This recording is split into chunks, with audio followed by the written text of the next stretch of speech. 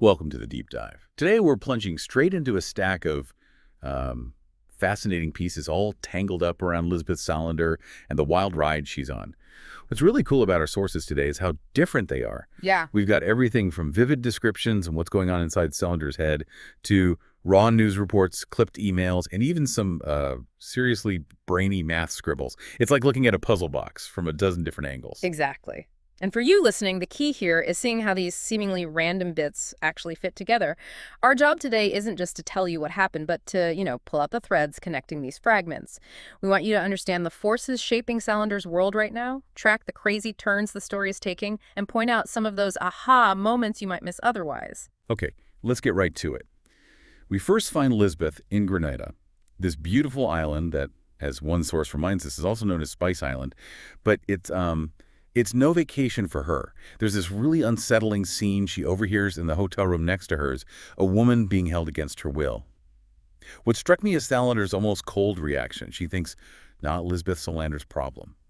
Yet, underneath that, she can't quite wrap her head around why the woman would stay in that situation. What do you make of that initial reaction? Yeah, what's fascinating there for you is that initial detachment isn't necessarily indifference. It speaks to Salander's fierce self-reliance and perhaps a difficulty in understanding the dynamics of, emotional dependency. She observes the situation with a clinical eye, almost cataloging details as if trying to find a logical explanation for an illogical situation. It's like her own history has made it hard for her to grasp why someone wouldn't just leave. Right. And while this disturbing drama is playing out next door, Salander is lost in this totally different world, the world of numbers. She's deep into perfect numbers, these elegant mathematical ideas that seem to click with her need for order. She's reading up on mathematical giants like Archimedes and Newton, and then she gets completely absorbed by Fermat's last theorem, this legendary math problem that took centuries to solve. It's like she finds a sense of peace in this world of pure logic. What does that tell us about her state of mind at this point? If we connect this to the bigger picture for you, Salander's deep dive into these complex mathematical problems isn't just a distraction, it's a refuge. In the often chaotic and unpredictable world she inhabits, mathematics offers a sanctuary of absolute truth and demonstrable solutions. Her intense focus on Fermat's last theorem, a problem that demanded relentless dedication, mirrors her own tenacity and intellectual firepower. It's a way for her to exert control in a world where she often has Very little control, yeah. And it connects to her memory, doesn't it? Mhm. This other really interesting thing about her photographic memory. It's a secret she's kept pretty close to her chest, only really letting Blomkvist in on it. And this book, Dimensions, becomes almost like a good luck charm for her, a physical connection to Fermat. It's like this intellectual pursuit isn't just academic, it's deeply personal, a way of anchoring herself. Why do you think that particular book holds such significance for her? What's crucial for you to understand is that the Dimensions book, tied to Fermat, likely represents more than just the mathematical content. It's a tangible link to that world of perfect logic and intellectual challenge she finds so compelling. For someone with a photographic memory, the book probably holds a vast amount of precisely recalled information, making it a powerful tool and a symbol of her own unique abilities. It's a reminder of her intellectual strength, something she can always rely on. We also catch these quick glimpses of her interactions in Grenada. She's teaching mathematics and, well, let's just say a more intimate subject to a man. Then there's Bland, who starts following her on her beach walks. She's initially annoyed, but then finds his protectiveness rather sweet. It's a rare crack in her armor, a hint that maybe she's not completely closed off to connection. What do these brief encounters suggest about her capacity for relationships? Yeah, what these fleeting interactions highlight for you is that despite her guarded nature, Cylinder isn't immune to human connection. The fact that she finds Bland's protectiveness sweet, even after initial annoyance, suggests a thawing of her defenses, a subtle acknowledgement of a basic human need for care and security, even if she struggles to express or fully embrace it. It's a reminder that beneath the tough exterior, there's a vulnerability there. Right. But then she's back in Stockholm, and the mood immediately shifts. We see her observing the police presence near her building with this detached awareness. It's like she's expecting trouble, or at least not surprised by it. Why do you think she's so unsurprised by the police presence? Her lack of surprise for you speaks volumes about her past experiences and her understanding of how the authorities perceive her. Given her history and the events that have transpired, she likely operates under the assumption that she's always under scrutiny. This ingrained wariness is a key aspect of her survival mechanism. And her approach to settling back in is so practical, almost stark. She's focused on getting clothes and furniture, basic, functional stuff. Mm. There's this almost funny brief moment where she buys sexy underwear and immediately regrets it, feeling incredibly foolish. What do you think that little episode tells us about her relationship with traditional femininity? For you, that brief foray into conventional femininity and her immediate rejection of it underscores her deep discomfort with societal expectations and gender norms. It highlights her strong sense of self, which is fundamentally at odds with those superficial expectations. She values functionality and authenticity over perceived attractiveness, and that moment of regret reinforces her commitment to her own identity, however unconventional. Yeah, makes sense. Even if she's getting her apartment sorted, her hacking activities are ongoing. She's still got that server in Holland running, and she's deliberately keeping access to those old hacked accounts, Björman, Blomkvist, Bennerstrom, Armansky. It's like she's keeping her digital weapons primed and ready. What does this continued activity suggest about her expectations for the future? Well, what's important for you to understand is that this isn't just about lingering curiosity, it's a strategic move. By maintaining access to these accounts, she is essentially keeping tabs on potential threats and ensuring she has leverage if needed. It demonstrates her foresight and her understanding that in her world, information is power, and old adversaries can resurface. And speaking of Björman, their encounter is just cold. She demands he continues to behave himself under the threat of releasing that incriminating video. There's no emotion, just this steely resolve. What does this interaction tell us about how she deals with her abusers? For you, this encounter reveals Salander's pragmatic and uncompromising approach to dealing with those who have harmed her. It's not about seeking emotional satisfaction or revenge in a traditional sense. It's about establishing and maintaining control to ensure her own safety and prevent future harm. The threat of the video isn't an act of malice, but a calculated measure of self-preservation. Now, we start to see the shadows lengthening. We hear about German meeting this accented man with enormous hands. It's pretty clear German is looking for someone to help him with his Salander problem. Why is this meeting such a significant turning point? This meeting for you signals a dangerous escalation. German, realizing he can't handle Salander on his own, is seeking external help, which broadens the conflict and introduces new, unknown threats into the equation. It's the first clear indication that the consequences of his past actions are about to spiral out of his control, pulling others into Salander's orbit in potentially violent ways. Then we get this cryptic email exchange between Plague and Bilbo in Texas. They're digging into Dr. Forbes and his wife, Geraldine Knight, linking them to this Santa Maria Foundation and a high school proposal in Grenada. And then, out of nowhere, Salander sends this blunt email accusing Forbes of beating his wife. How does she even know this, and what does it tell us about her moral compass? What's intriguing for you here is Salander's almost preternatural ability to uncover information. It suggests she has a network of sources or, hacking skills that allow her to see things others don't. Her direct accusation, even from afar, highlights her strong sense of justice and her willingness to speak truth to power, regardless of the personal risk. The connection to the Santa Maria Foundation adds another layer of potential corruption and hidden agendas that you should keep in mind. This leads to this dramatic rescue of Geraldine Forbes during a bizarre pseudo-tornado in Grenada. Salander's right there in the middle of it, and her interactions with the police, this guy Ferguson, are incredibly brief and uncooperative. Why is she so resistant to working with the authorities? For you, Salander's reluctance to cooperate with the police stems from a deep-seated distrust of authority figures, rooted in her past experiences with the system.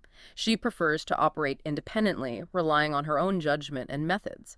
The chaotic backdrop of the pseudo-tornado only amplifies the sense that established structures are unreliable, further reinforcing her self-reliance. However, her presence at the rescue of Geraldine Forbes also reveals a contradiction. Despite her distrust, she's willing to intervene directly when someone is in danger. Suddenly, the focus snaps back to Stockholm with the horrifying news of Dag Svensson and Mia Johansson's murders. Blomkvist stumbles upon the bodies, and a police investigation kicks off immediately, led by Ekstrom and Boblansky. And almost instantly, all eyes are on Salander.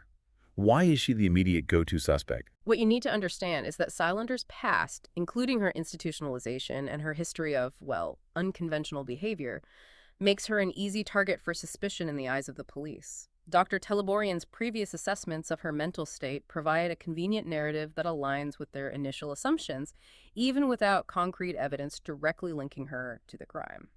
It's a case of pre-existing biases influencing the investigation, right? Exactly. This Dr. Teleborian, with his talk of her psychotic tendencies and need for institutionalization, really paints this picture of her as inherently unstable and dangerous, which the police seem all too ready to believe. For you, Teleborian's pronouncements highlight the danger of pathologizing nonconformity. His labels provide a seemingly scientific justification for the police's preconceived notions about Salander, potentially blinding them to other possible suspects and motives. It's a stark reminder of how easily professional opinions can be weaponized. Then, to make things even worse for Salander, German's body turns up, also shot. Now she's the prime suspect in 3 murders. The media goes absolutely wild, and when the police search her apartment on Lundagatan, they find that Miriam Wu is also living there, along with handcuffs and sex toys. How do these discoveries fuel the public's perception of Salander? What's crucial for you to grasp is how these discoveries are sensationalized and twisted by the media and, by extension, public opinion. The presence of Miriam Wu challenges the narrative of Salander as a solitary killer, but the handcuffs and sex toys are exploited to reinforce the image of her as sexually deviant and dangerous, further solidifying the public's perception of her guilt regardless of the actual evidence. And the media really does go to town, making up stories about her bisexuality and digging up anything they can find from her past, twisting it all to fit this narrative of a violent, unstable woman. It's a pretty grim look at how easily reputations can be destroyed. For you, this media frenzy underscores the power of misinformation and the speed at which negative narratives can take hold, especially when fueled by sensationalism and pre-existing biases. It highlights the vulnerability of individuals to public scrutiny and the challenges of fighting back against a tide of negative publicity, even when innocent. But amidst all this chaos, Blomkvist is a rock. He absolutely refuses to believe Salander is guilty. He launches his own investigation, focusing on Svensson's work on sex trafficking and this mysterious Zala figure. He seems to be the only one willing to look beyond the surface narrative. What motivates his unwavering belief in her? Blomkvist's steadfast belief for you speaks to the deep and complex bond he shares with Salander, forged through past experiences. He understands her character, her sense of justice, and her capabilities, both good and bad. His independent investigation is driven by a conviction that the truth is far more complicated than the police narrative suggests, and a loyalty to uncovering that truth, even if it puts him at odds with the authorities and public opinion. He even reaches out to Annika Gianni for legal advice and is desperately trying to get in touch with Salander. He's putting himself out there, risking his own reputation to help her. What does this tell us about the kind of person Blomkvist is? Blomkvist's actions, for you, demonstrate his strong moral compass and his willingness to stand up for what he believes is right, even when it's unpopular or dangerous. His determination to help Salander, despite their complicated history, reveals his integrity and his commitment to justice, even when it means going against the grain. Blomkvist's meeting with Gunnar Bjork from the security police about Zala is really telling. Bjork is clearly uncomfortable even talking about Zala. What does that discomfort suggest about who or what Zala is connected to? Bjork's evident discomfort, for you, is a significant red flag. The security police wouldn't typically be concerned with ordinary criminals. His reaction suggests that Zala is connected to powerful and potentially clandestine organizations, possibly even within the government or intelligence services. It hints at a much larger and more dangerous conspiracy than a simple murder case. The fact that Blomkvist is getting stonewalled by the security police, which is Sweden's equivalent of, say, the FBI, should tell you that Zala's connections go very high indeed. Then we have this terrifying moment, the kidnapping of Miriam Wu by this huge blonde guy, later identified as Ronald Niederman, and another man. It's obvious they're after Salander. And then, in a shocking twist, Paulo Roberto steps in and has this brutal fight with Niederman. Yeah. This really amps up the stakes, doesn't it? The kidnapping of Miriam Wu, for you, underscores the ruthlessness of those searching for Salander and the direct danger faced by anyone associated with her. Paulo Roberto's unexpected intervention and the sheer brutality of his encounter with Niederman highlight the extraordinary physical threat Salander and her allies are up against. Niederman's apparent invulnerability makes him a particularly menacing antagonist. And for you, this detail about Niederman's congenital analgesia is terrifying because it means he can withstand unimaginable pain, making him a truly formidable and relentless opponent for Salander. Despite the initial focus on Salander, Blonsky starts to have doubts. He's beginning to think she might not be the only one involved and that this Zala character could be key. It's a sign that maybe not everyone in law enforcement is buying the easy narrative. Blonsky's growing skepticism for you is a crucial development. It shows that at least one experienced investigator is willing to look beyond the initial assumptions and consider alternative explanations, suggesting that the official narrative might be flawed and that the truth is likely more complex. The discovery of bodies at a warehouse outside Nightvarn, linked to this Svavolsjo MC, adds another layer of darkness, hinting at connections to organized crime. What does this new element suggest about the scope of the problem? The link to Svavoljo MC, for you, broadens the scope of the conspiracy, indicating potential involvement of organized criminal elements.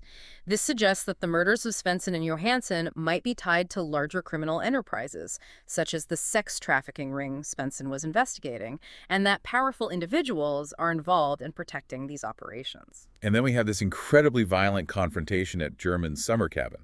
Salander, Niederman, and Zalachenko, who turns out to be Salander's father, all converge. It's a brutal showdown with Salander shooting Zalachenko and Niederman seemingly impervious to pain due to this congenital analgesia. It's a truly shocking and chaotic scene. What are the key takeaways from this violent encounter for us? For you, the key takeaways from this chaotic confrontation are the deeply personal nature of the conflict, with the revelation of Zalachenko's paternity adding a disturbing layer of family history to the violence. Niederman's congenital analgesia explains his seemingly superhuman resilience, making him an even more terrifying threat. And Salander's actions, while violent, are presented as a desperate act of self-preservation in the face of overwhelming danger. The fact that Zalachenko is her father adds a whole new dimension to understanding her past and her motivations. Interestingly, Palmgren, who had been in bad shape, starts to come around and seems to understand what Salander has done. It hints at this unspoken connection and understanding between them. Why is Palmgren's reaction significant? Palmgren's revival and apparent understanding for you suggest a long-standing relationship with Salander and a possible awareness of the events leading up to this crisis. He may possess crucial information about her past and the forces at play, making his recovery a potentially significant turning point in uncovering the truth. It implies a history and a bond that go beyond the surface. And finally, in a moment of what seems like utter desperation, Salander calls Blomkvist. What does this phone call signify at this critical juncture?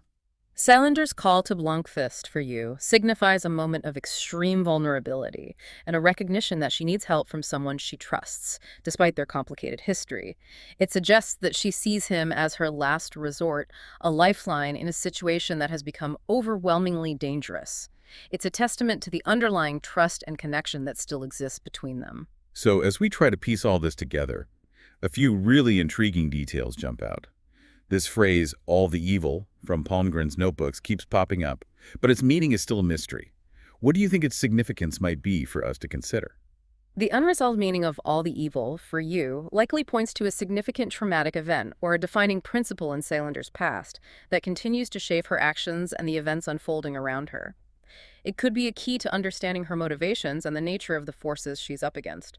It's a lingering question that demands further exploration. Then there's the whole murky situation with Dr. Forbes' doctorate and the Santa Maria Foundation's activities in Granada. It feels like there's more to that story than meets the eye.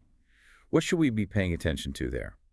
For you, the questions surrounding Forbes' credentials and the Santa Maria Foundation hint at potential corruption and hidden agendas that could be linked to the broader conspiracy. The high school proposal in Grenada might be a cover for something more sinister, and Forbes' alleged abuse of his wife could be connected to these larger, hidden activities. It's a thread worth following. And the way Salander is portrayed is just full of contradictions. She's labeled as this dangerous psychopath, yet we see her stepping in to protect Geraldine Forbes and later Marion Wu. How do we reconcile these conflicting images of her? These contradictions, for you, are central to understanding Salander's complex and unconventional character. She defies easy categorization. While capable of extreme violence, her actions are often driven by a strong sense of justice and a fierce loyalty to those she cares about. The psychopath label, often applied by those who misunderstand her, fails to capture the nuances of her motivations and her own unique moral code. The recurring theme of women being vulnerable and exploited throughout these excerpts is also really disturbing. Feels like a dark undercurrent connecting many of these events. Why is this theme so prominent, do you think? The prominence of this theme, for you, likely reflects a harsh reality that the narrative is exploring the systemic vulnerability of women to abuse and exploitation within various power structures, whether it's personal relationships, criminal organizations, or societal institutions. It could also be a driving force behind some of Salander's actions and her fierce protectiveness of other women. And Svensson's research on sex trafficking, along with his Zella figure, feels like it's becoming the key to unlocking the whole mystery behind the murders. What makes this connection so significant? The focus on Svenson's research and Zala, for you, suggests a potential motive for the murders that goes beyond a simple vendetta against Salander. It points towards a larger criminal enterprise that powerful individuals are trying to protect, and Svensson and Johansson may have been silenced because they were getting too close to the truth. Zala appears to be a central figure in this shadowy world. Finally, German deliberately removing those specific psychological evaluations of Salander from his files is incredibly suspicious. What do you think he was trying to hide about her past? German's actions, for you, strongly suggest he was trying to conceal something significant about Salander's psychological history, possibly related to her upbringing, her institutionalization, or even his own role in her past trauma. This hidden information could be crucial to understanding her current situation and the reasons why she's being targeted. So to sum it all up, we've really plunged into a tangled web of events here. There are still so many unanswered questions about Lisbeth Salander's role in these murders and the bigger conspiracy that seems to be unfolding. As we said right at the start, this deep dive just gives you a snapshot of a much larger and more intricate story. Indeed. The key things for you to take away are Salander's remarkable intelligence and resilience in the face of overwhelming odds, the very real possibility of a widespread conspiracy involving Zala and other influential figures, and the brutal realities of the criminal underworld that seem to have ensnared her.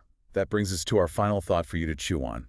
Think about how our own biases and the assumptions we make about people can really cloud our judgment when we're trying to figure out the truth, especially when we're bombarded with information and conflicting stories. How easy is it to get led astray? Consider those crazy illogical situations that life sometimes throws at us, those puzzles that seem impossible to solve.